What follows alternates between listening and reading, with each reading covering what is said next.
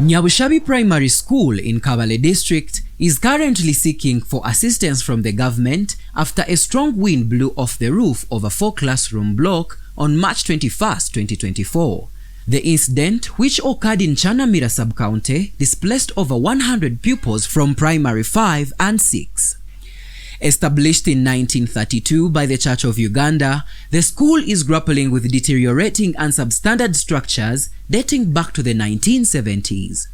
The recent winds exacerbated the vulnerability of these structures, causing damage to the classroom block and toppling trees surrounding the premises. In response to the crisis, the school management relocated the affected classes to a block previously used as the chapel and main hall, despite of it being recommended for closure due to its poor condition. The main hall was divided into two with an iron sheet partition to accommodate the displaced classrooms temporarily. Head teacher Alex Misho confirmed that the winds damaged the roof of primary 5 and 6 classroom block, fortunately without causing any harm to any students or teachers.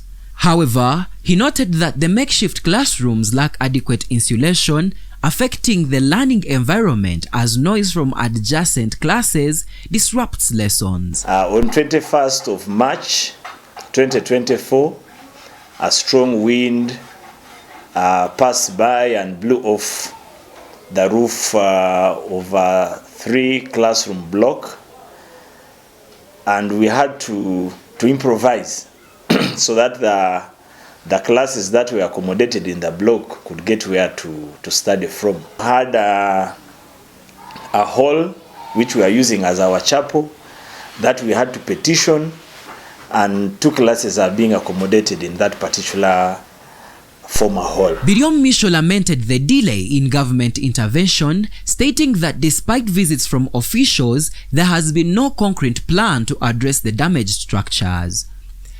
He urged the government to prioritize the renovation or construction of new buildings, citing the widespread dilapidation across the school premises.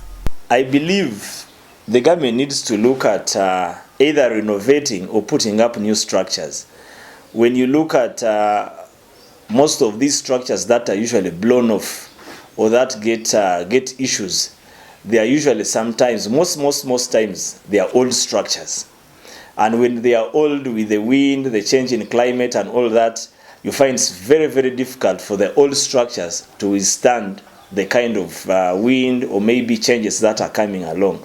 So my appeal would be that if the government can put up new structures or do renovations, that would be okay. Amos Natuinda, the lay leader at Nyabushabi Church of Uganda and chairperson of the Parents Teachers Association (PTA), expressed gratitude that no injuries were reported, but emphasized the urgent need for government support. He highlighted the age and poor condition of the existing structures, urging authorities to allocate funds for new construction.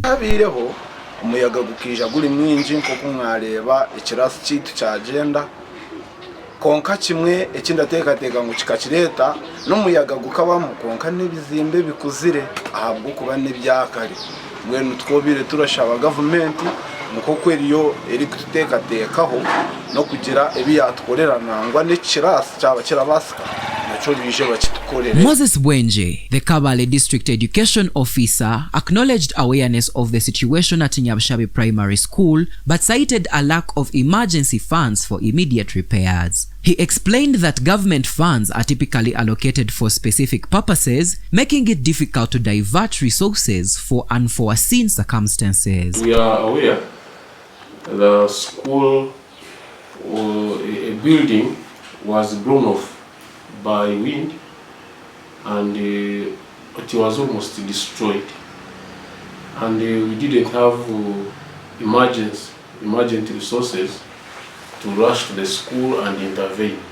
So we have only requested, because that building was constructed by parents, it had no beam, so we have requested the parents to mobilize resources and have the beam in place.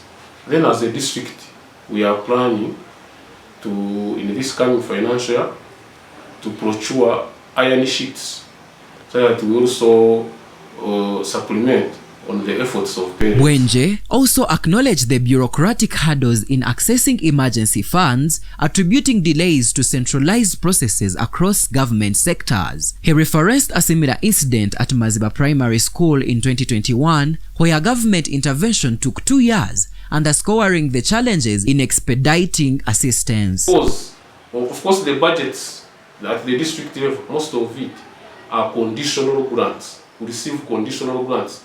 So the grants we receive are conditioned for specific activities, which we cannot divert. So that is why we don't, sometimes like this coming financial year, we have funds coming for development of other schools, and we cannot divert those funds to, let's say, Nyabushabi. So we shall request ministry, and they will give us money specifically for Nyabushabi. So that means they have to take Nyabushabi Primary School currently enrolls 507 students, underscoring the urgency of addressing the infrastructure issues to ensure a safe and conducive learning environment. This story was compiled by Norbert Ndiamhachi for Kigezi Television.